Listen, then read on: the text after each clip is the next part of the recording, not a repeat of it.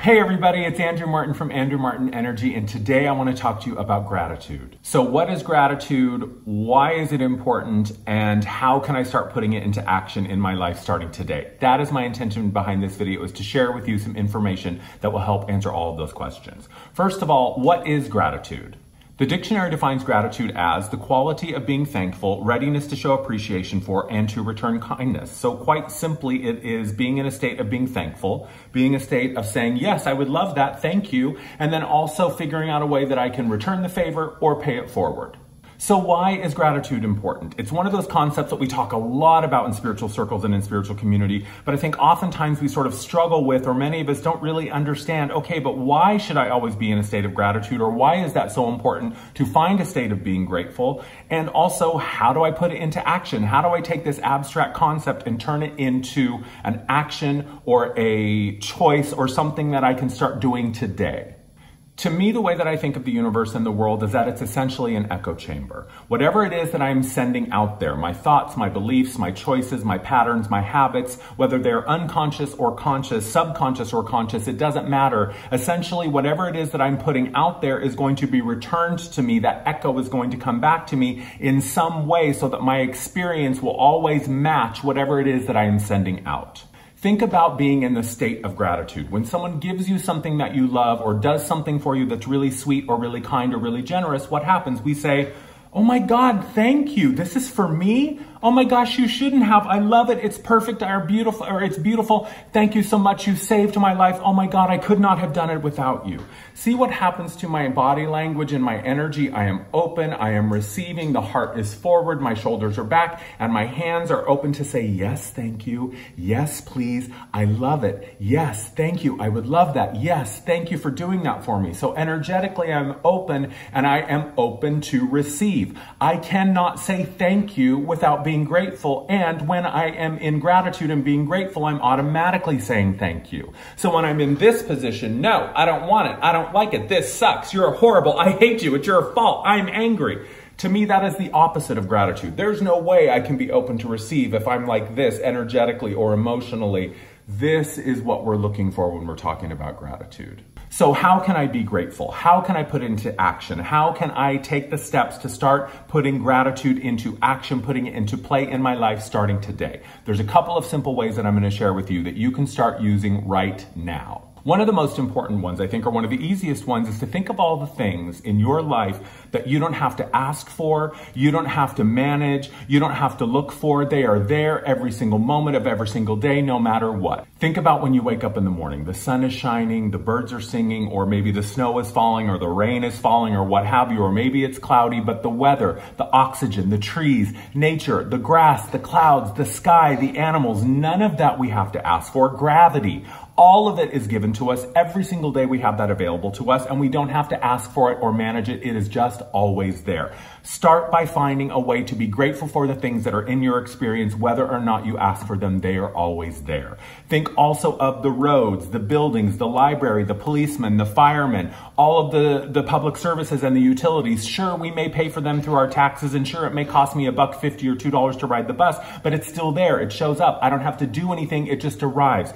These are very simple ways to start focusing on the things that are always in your experience, that are always available to you, whether or not you ask, they're always there. So start every single day, find 3 to 5 things that are present in your experience that you don't have to do a thing for, they are already present. Another way that you can practice gratitude is by turning a less than exciting thing into an opportunity to be grateful. What I mean is this. Last week, I was doing the dishes, and it had been like 3 or 4 days since I had done the dishes. And you know, I'm a big Virgo, right? I have a lot of planets in Virgo. So cleaning is something that I kind of enjoy doing, and something that actually can be a state of like peace and bliss for me is when everything is clean and I'm in the process of cleaning. That to me is the zone that I love to be in. But for some reason, I was in this place where I just didn't want to do the dishes. And for like 3 or 4 days, they had been piling up in the sink. So I finally rolled up my sleeves and got to it and was doing the dishes. And what I realized as I was was doing the dishes is this is an amazing opportunity to be grateful. So as I was washing the coffee cup, I was saying thank you for the coffee that I had this morning. As I was washing the dinner dishes, I was remembering how delicious that meal was, how grateful I was to have had that meal and how yummy it was and how I enjoyed the flavors and the tastes and the textures. Then it was about being grateful for the dishes that I have. Then it was about being grateful for the stove and the gas company and the electric company and all those things. It just started this snowball effect of finding things to be grateful for. Same thing when you're putting away your laundry, when you're folding those t-shirts or putting those jeans away or those shoes or the dress or whatever. Think about how much fun you had in those outfits. Think about the time when you bought it and how excited you were. If you're picking up the clothes off the floor that you wore out last night, think about what a great time you had. Use the opportunity to say thank you for the stuff that you already have and to put yourself in that state of excitement, of love, of happiness, of joy, thinking about all the wonderful things that you got to experience while making that mess. The last one that I'll share with you is about using found money.